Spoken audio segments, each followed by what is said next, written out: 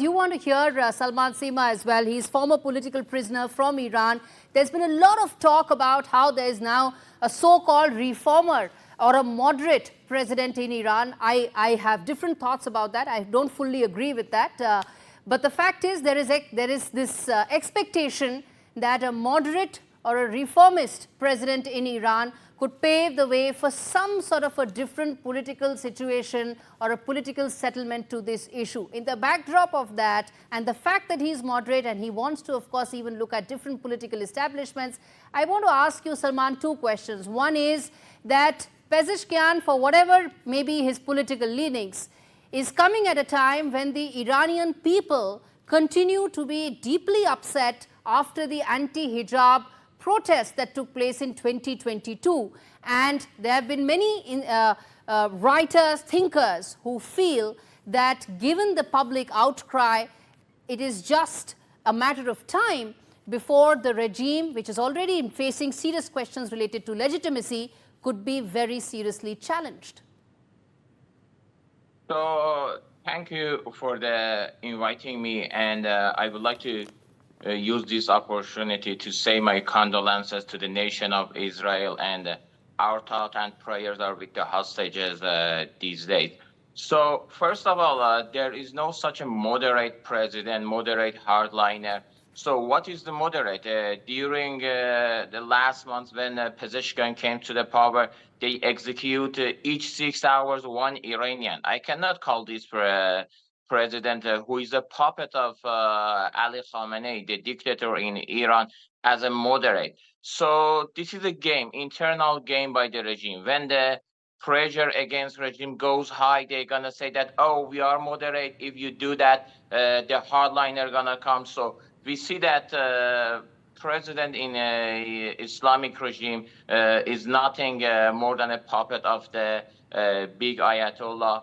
And the second thing that we should consider, as you said, the people of Iran, the willing of Iranian people, it's an option on table. And but do you think there's a serious threat? Do you think there's a serious threat to the Iran political regime right now, as many in the Western world seem to think?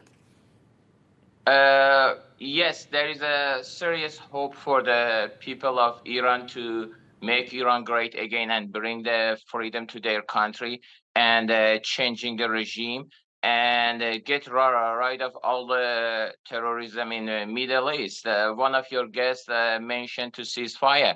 We had ceasefire on October 6th, and escalation happened in 1979 when Islamic regime came to the power and started to support terrorism. Hamas, Hezbollah, all of them supported by the regime in Iran. You don't want a terrorism? Okay, get rid of the Islamic regime in Iran.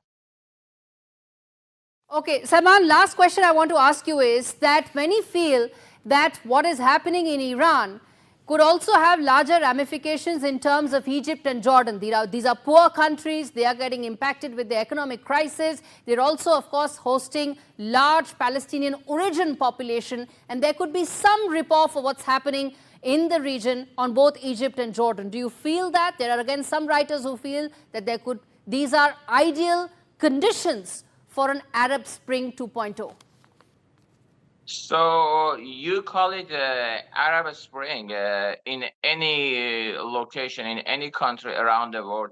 If people want to get rid of their dictator and bring the secular democracy, human rights, we should support that. And we know that usually democracy doesn't fight with each other. So yes, people of Iran has been inspiring before. They can be inspiring again. But you should consider that not just in last 2 years after the brutal murder of Mahsa Amini, for 45 years, we see the difference between the people in Iran and the regime that occupy Iran. Right. People of Iran are more brave, and they are standing against the regime.